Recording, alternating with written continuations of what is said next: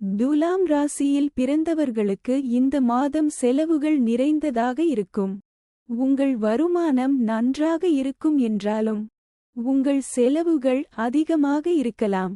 இது உங்களை கவலையடையச் செய்யும். இது தவிர உங்கள் உடல்நலப் பிரச்சினைகளையும் நீங்கள் தீவிரமாக எடுத்துக்கொள்ள வேண்டும். நீங்கள் கவனக்குறைவாக இருந்து நீண்ட நாட்களாகிவிட்டன. ஆனால் இப்போது உங்கள் ஆரோக்கியத்தில் கவனம் செலுத்த வேண்டிய நேரம் இது. ஏனென்றால் உடல்நலப் பிரச்சினைகள் உங்களை எல்லா பக்கங்களிலிருந்தும் சூழ்ந்து கொள்ளலாம் மற்றும் உங்கள் சிறிய கவனக்குறைவு உங்களுக்கு தீங்கு விளைவிக்கும். தொழிலைப் பற்றி பேசுகையில் வேலை செய்பவர்களுக்கு இந்த மாதம் சாதகமானது. உங்கள் கடின உழைப்பு வெற்றியின் மூலம் பலனளிக்கும்.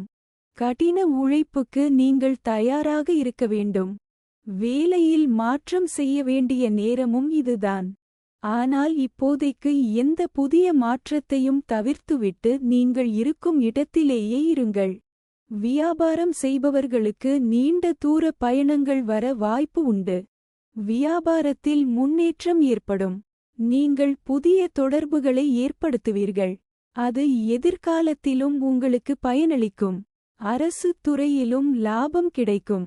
காதல் உறவுகளில் பதற்றம் மற்றும் மோதல்கள் இருக்கும். ஒருவரையொருவர் புரிந்து கொள்ள முடியாத காரணத்தால் ஈகோ மோதல்களும் ஏற்படலாம். திருமணமானவர்களை பற்றி பேசினால் மாத தொடக்கத்தில் இருந்து இரண்டாவது வாரம் வரை உங்களுக்கு கொஞ்சம் டென்ஷன் இருக்கும். அதன் பிறகு ஓரளவுக்கு நிலைமை சீரடைய ஆரம்பிக்கும். கடினமான சவால்களை எதிர்கொள்ள மாணவர்கள் தயாராக இருக்க வேண்டும். எனவே படிப்பில் முழுமையாக கவனம் செலுத்தத் தொடங்குங்கள்.